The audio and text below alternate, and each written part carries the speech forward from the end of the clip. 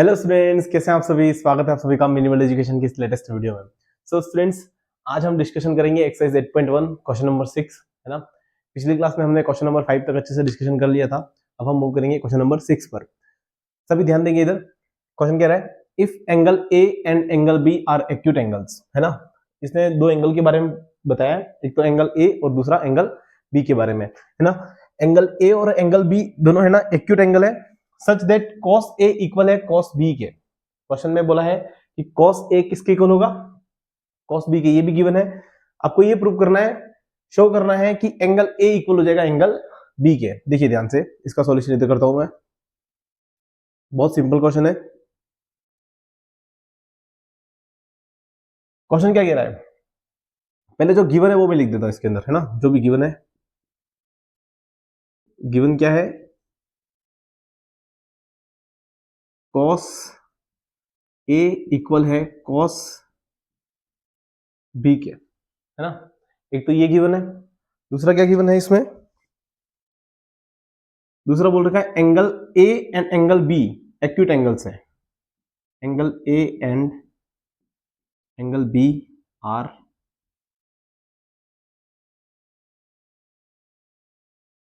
Acute angles, है ना। ये स्टूडेंट, सबसे पहले तो सवाल ये होता है कि एक्यूट एंगल किसको कहते हैं, है ना। ऐसा एंगल जो 90 डिग्री से कम हो, है ना, 90 से कम और 0 से बड़ा, ऐसे एंगल को अपन क्या बोलेंगे, अपन बोलेंगे उसको एक्यूट एंगल बोलेंगे। तो यहाँ पर एंगल ए और एंगल बी दोनों क्या है, एक्यूट एंगल है ना। जैसे कि मैं एक डायग्राम के थ्रू समझाता हूं मैं आपको, है ना। जैसे कि मैं इधर लिखता हूं, ये मान लो मैंने एक राइट एंगल ट्राइंगल बनाया।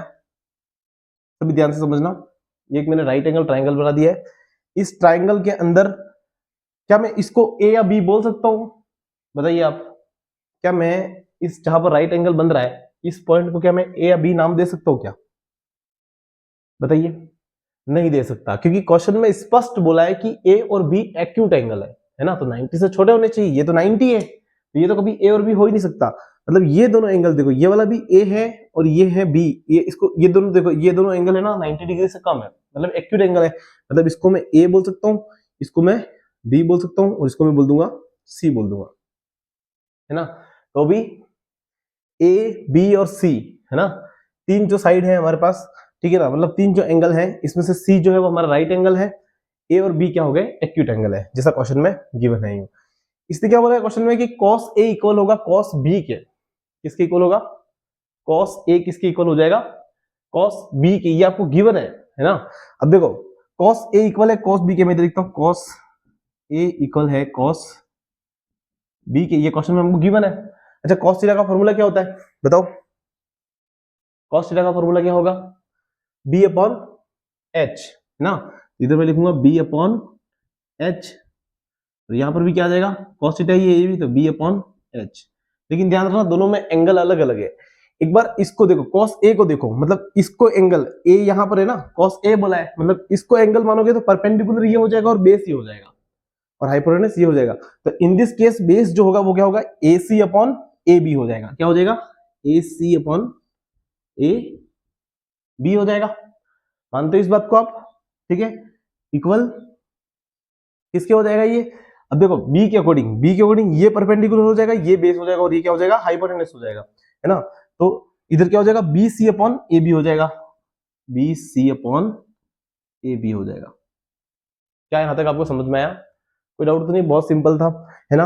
अब क्या होगा, देखो यहाँ पर भी ए बी, यहाँ पर भी ए बी से ए बी क्या हो जाएगा, कैंसिल हो जाएगा। तो हमारे पास क्या निकल के आया, हमारे पास जो निकल के आया वो आया ए सी इक्वल है बी सी के। समझ में आ रहा है, मतलब ये ए सी किसके इक्वल हो जाएगा, इस बी सी के क्या हो जाएगा, इक्वल हो जाएगा। अब कहोगे सर हमको जो प्रूव करना था वो तो प्रूव किया ही नहीं। अब मेरे को तो क्या प्रूव करना था, एंगल ए इक्वल है एंगल बी के, ये प्रूव करना था। लिख देता prove to angle A equal है एंगल, ठीक है, मतलब ये वाले दोनों एंगल आपस में इक्वल है, ये प्रूव करना था। तो देखो प्रूव कैसे होगा, मैं समझाता हूं। तो मैं कह सकता हूं कि एंगल ए इक्वल हो जाएगा किसके, एंगल बी के। सो दैट, अब कहोगे सर आपने डायरेक्ट कैसे लिख दिया, तो मैं आपको समझाता हूं क्यों होगा। पता है, अभी अभी अपने देखा ए सी बी सी के इक्वल है, ए सी किसके इक्वल है, इस बी सी के इक्वल है।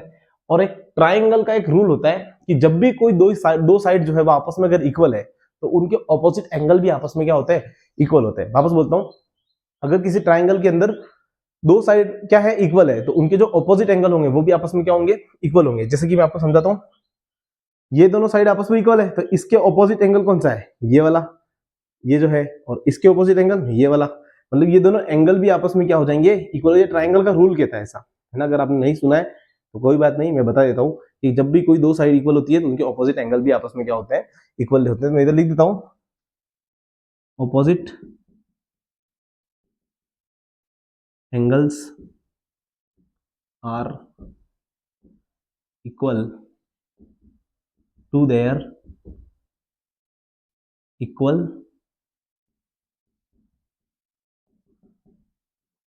ऑपोजिट साइड्स, ठीक है ना।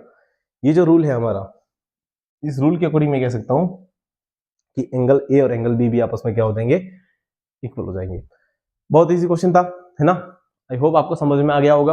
और इस क्वेश्चन में अगर कोई भी डाउट है तो आप मुझे बिल्कुल कमेंट करके बता सकते हैं कि हमें इस क्वेश्चन में डाउट है ना। बाकी के वीडियो अगर आपने नहीं देखे तो एक बार जरूर देखिएगा, क्योंकि मिनिमल एजुकेशन जो है ना, एक से बढ़कर एक वीडियो, मतलब एक से बढ़कर एक क्लास अपने चैनल पे अपलोड कर रही है। तो आप लोगों से निवेदन है, कृपया करके एक बार चैनल को अच्छे से विजिट करो, है ना। जब तक आप चैनल को अच्छे से विजिट नहीं करोगे, सारे वीडियो नहीं देखोगे, तब तक आपका बेसिक क्लियर नहीं होगा, है ना, और क्लासें आपको समझ में नहीं आएंगी। तो इन वीडियो को और भी अच्छे समझने के लिए आपको पुरानी जो मेरी क्लासेस जो है ना, जो वीडियो जो मैंने अपलोड करके रखे चैनल पे, उसको एक बार अच्छे से देखिए, है ना। तो आगे की क्लास में हम मिलेंगे क्वेश्चन नंबर 7 के लिए, ठीक है। तब तक इतना ही रखते हैं। जय हिंद, जय भारत।